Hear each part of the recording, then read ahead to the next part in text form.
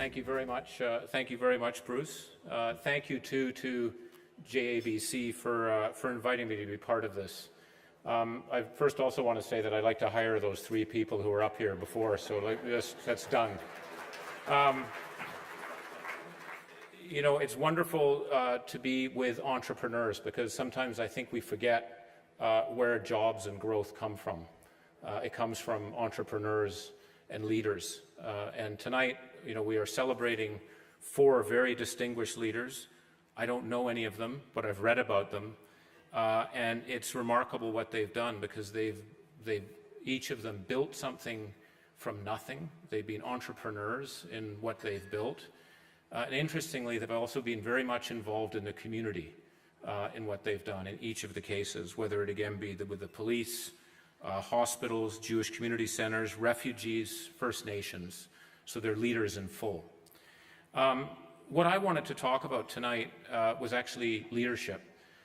Normally when I give talks, I talk about some of the trends and shifts that are going on in the world. What are some of those shifts? But tonight I wanted to talk a little bit about leadership.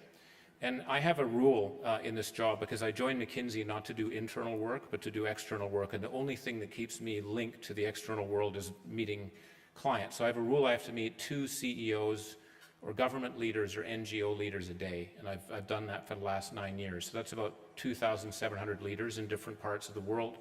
And I always ask them 2 sets of questions. 1, what are the 3 things that are exciting you or worrying you? And then probably more importantly, what would be 3 things you'd teach your younger self if you could, especially for the more senior leaders? And what I found is that the results of that have been remarkably consistent, no matter what country you're in, no matter what sector you're in, and it's all around leadership. Typically the first one is around people. I would have taken people out faster, I would have moved people up faster, and I would have spent more time on people. And when you delve into the people side, what they talk most about is leadership, and leadership not being so much about what you know, but being about who you are. It's the character in leadership. And so I just want to dig a bit into that. What does that mean, having character in what you do? And unlike the other students up here, I have to have a lot of paper or I lose control about where I am. But the elements of character that I heard the most are really in 4 areas in terms of being a leader. It's around resilience. The strongest leaders are those that have actually failed a lot, but they keep getting themselves back up. It's judgment, having the ability to figure out what to do when you have conflicting messages, that's often on people, and make a decision. The third is inspiration. Most of the most successful leaders I've met inspire people. They're not all positive, happy-go-lucky people. Some of them are quite dour, but in their dour way, they actually inspire organizations. And I'm sure we've all met our group of that. And the fourth is ambition, is having and setting a high ambition, not a selfish ambition for oneself, but for the organization. And I don't think you can have a successful organization unless you're ambitious. And sometimes there's a fine line between crazy ambition and good ambition, but it is important to have that as we go through it. And I thought I would just talk about some of the people I've met who've exemplified that.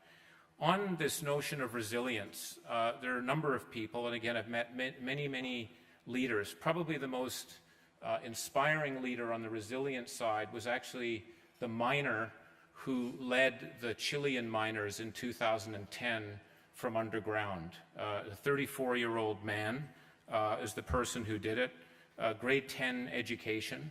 And you can imagine 33 miners that are all of a sudden don't know where they are, what's going to happen, without very much food, and they were there for 69 days. That's when leadership emerges. This person doesn't look like a leader when you see him, but he acted like a leader. When you actually hear what he's gone through, a lot of his leadership experience was through failures that he'd had in his life, in not being able to get into schools but persevering, not being able to get the jobs that he wanted to but persevering, tons of challenges in where they were. And it was this person that kind of rose up to be able to drive it. And I think the toughest thing with resilience is you can't read about it, you can't study it, you have to do it. And so again, I think those leaders with resilience are people that take more risk, that actually step up and try things, knowing that if they don't make it, they're going to pick themselves back up and move them forward. So resilience is actually an extremely important part of what we do, or what leaders do. Judgment. Judgment is a tough one to try and be able to describe, but I learned this from visiting the people that decide in the United States who's a 5-star general from a 4-star general. There's only one 5-star general. So, and I took my book, I went there, I thought it would take the whole day. It took 10 minutes. And I was going, and the reason it took 10 minutes, the person looked at me and he said, what's so complicated about this? And I said, well, it's a big decision. There must be a lot of people to choose from. They said, there's actually 2 things that we look for: judgment and selflessness. We know that people can, at this level, operate and do many things, but it's actually the judgment, the ability to be able to, with conflicting information, with opposing views, when people are not sure, when the probability is in the 40 to 50% level, they can make the call in terms of what happens. The other interesting thing I found there was selflessness. The more successful leaders, again, on the judgment side, it's not about them, it's about the organization and where they're moving, and you can pick that up quickly when you talk to people. So resilience and judgment.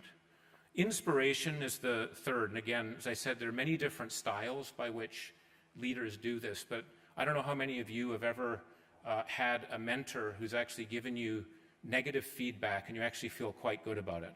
I've had quite a number of those, and it may be because I'm a bit thick in the head. But the last one was actually the last leader of McKinsey, and I had this session, and I got some really quite tough feedback, and I felt good afterwards. And I actually went back and I said, this is odd. You know, you've just told me some things that I don't do very well, I don't seem to be able to do, and I don't know if I can do, but I actually feel good. And he said, that's probably your problem, not mine. But I have to say there are people who can do that, and I think the important thing in inspiration is unleashing people. And when leaders see people, whatever their background, wherever they are, they know how to get the most out of them. It's not manipulating people, it's understanding what unlocks those individuals. A person who I have a lot of admiration for on that front is Tom Linebarger from Cummins. It's a diesel engine manufacturer. And this person spends about 60% of his time with leaders. And what he's trying to do, and I asked him when he said this, I said, well, who runs the company? I mean, if you're spending all your time on these leadership programs, how does it work? And he said, you idiot, that is what running the company is all about.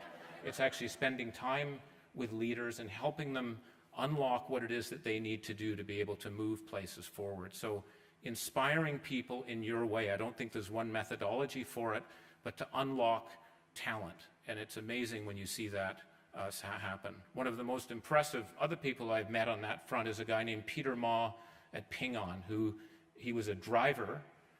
He drove a car for the chairman of the China Merchants Group right around when China was opening up. And this group that was allowed, they were entrepreneurs that were finally allowed to come back into the system. They were given an insurance license. And so the chairman did what a good chairman does and said, whoever sells the most insurance becomes the CEO. And this driver won. So this driver all of a sudden became the CEO of an insurance company in China. And Ping An today is actually one of the most successful and significant insurance companies in the world. They have about 450,000 agents. Their market cap's about $80 billion. But when you see Peter Ma and where he is, he doesn't look like a CEO. The first time I met him, he was in an undershirt and boxer shorts in his office. And I thought, I guess the heat got turned on or something's going on here. And he basically said, I spent the last 2 nights with a bunch of our young recruits talking about where I want the company to go, and I haven't had a chance for a shower. And you seem to be in a rush to meet, so you're meeting me as is. That's the way we do it here.